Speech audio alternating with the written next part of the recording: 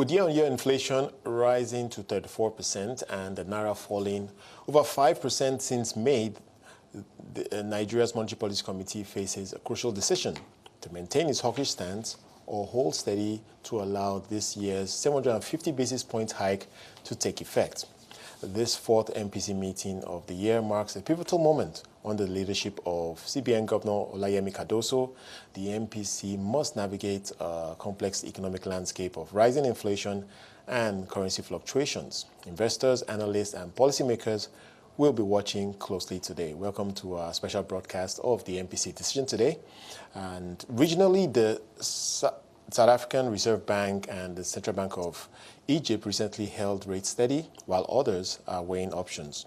Upcoming meetings include meetings in Ghana. Kenya are also on the radar, along with expectations from the U.S. Federal Reserve. As the market awaits the CBN's announcement, the focus remains on how the MPC will address inflationary pressures while balancing economic growth and exchange rate stability. Thank you for joining us again for this special broadcast of Nigeria's MPC meeting. I am Wale Famrewa. It promises to be a packed show as we begin to track the announcement. And joining me in the studio today, I have Bismarck Rewane, the CEO of Financial Derivatives, and Esili Eigbe, Director at Escap Management. Gentlemen, it's a pleasure to have you on the program today. So let's start with you, Bismarck. Many are saying that with the inflationary numbers that we're seeing, even though many were pointing to a hold a few months ago, now potentially there is a case for a further hike in rates. What do you think? I think there will be a hold. And why do I say this? I put more emphasis on inflation expectations than historical inflation. And so what is it that is going to be going through the minds of the people? So what are the expectations for the major drivers of inflation in this country? What is the expectation for exchange rates? What are the expectations for money supply growth? What are the expectations for the national level of savings? And what are the expectations also for the price of diesel, which is a critical factor, but it goes into the whole logistics cost.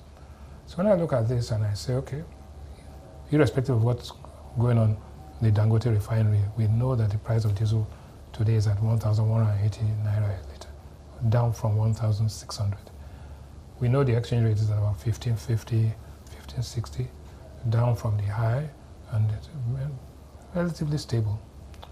We know that money supply growth is being constrained, and we do know that there's a cost of living crisis in Nigeria. So when you put all of these things together, you ask yourself, if you were to hike now, right, what are you likely to achieve? Right, and what is the political and social cost? Right. Bearing in mind certain things. Now, without prejudice to the minimum wage, which came in at about 70,000, the expectations were that it was going to be much wilder than that. So I think that's within manageable context. I think that with that minimum wage, with the palliative numbers that are going around, which is more of 2 trillion rather than 6 trillion, as a percentage of money supply, it's nothing. As a percentage of the GDP, it's nothing. So one can say the compelling reason to wait and see how this happens, and you give yourself enough time to do something in September. However, on the other hand, you might say, look, let me just hit it and say, okay, we go for a 50 basis point increase, and we know that we're done. All right? But quite frankly, in August, we expect inflation numbers, we expect GDP numbers. More than anything else, the reason why you will increase interest rate from the central bank perspective, tactically, is to say you want to increase FPIs. And if the foreign portfolio investment money comes in, it will help stabilize Naira. And if the Naira is stabilized, then you would have stabilized inflation. Right. That's the tactical thinking. But the strategic thinking, right, is to wait now, see the impact of your whatever your policies, and see what happens. Because in the last 3 years, 11 times, right, we have maintained status quo. 5 times we increased status quo, and 11 times we have increased rates. And we have not reduced rates in the last 3 years, 36 months. So 18 meetings.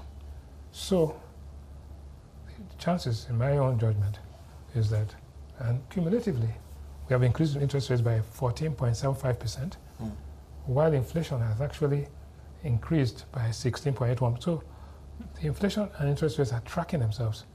So if you went to increase interest rates maybe by 50 basis points, you bring cumulative interest rate increase to about 15.25. Will this be the thing that will make inflation begin to moderate? I'm not so sure. So there's an argument for both sides, but I believe that because of political and social considerations, what has happened in Kenya and what is happening in other markets, the likelihood is that they hold. Right. Esili, I'm sure you agree it's a delicate balance always. Not really, no. I think that it's pretty straightforward. I think they do need to raise interest rates. And frankly, they could move as much as even 200 basis points. Yeah, I think, I suspect that they will probably move by about 100 basis points.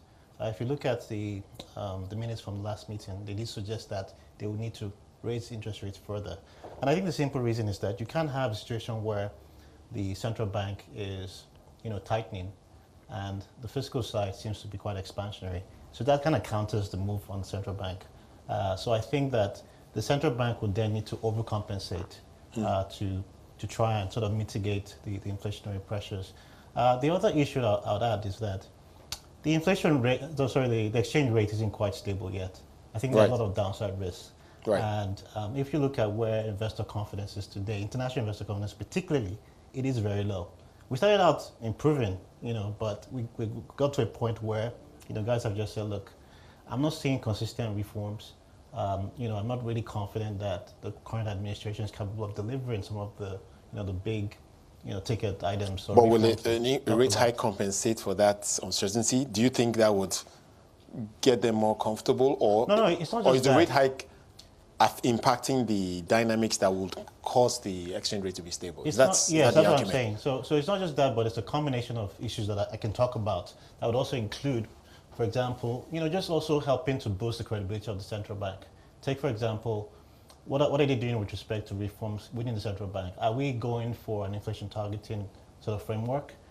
They need to be clear about that. I think 2 or 3 members have mentioned this, but they haven't discussed the path towards inflation targeting. And if so, what is the target rate? We've been at single-digit inflation before. We can get back there again. And I think it's also very good for sort of a, sort of tracking them and holding them to sort of the fire, so to speak, on, accountability, making sure that they do tackle inflation. Right. It's not it's not rocket science. It's not scientific either, but I think that there are methods that approaches we can use to, I think, accurately measure the temperature of inflation and also apply the right level of measures or perhaps hiking interest rates to get to where we need to get. I need to go to Abuja in a moment, but if I can come briefly to you, Bismarck. Some argue that while we know the central bank is supposed to be independent in terms of its monetary stance, the fiscal authorities are not necessarily, in quote, cooperating with their actions on the policy side. To what extent would you agree on that? No, I agree, and that's normal. That especially when monetary conditions are loose, monetary policy must tighten. But there's an there are wider implications. Because let us take a corporate entity today, having to deal with the consequential cost of an increase in minimum wage, having to deal with an exchange rate that is, kind of stable but still depreciating, then having to now borrow at 34-35% per annum. That's dead on arrival. So all of those things are weighed on, by the monetary policies to complement fiscal policy to ensure macroeconomic stability. What would it cost the central bank if they didn't do anything now? And, and after a month or 2,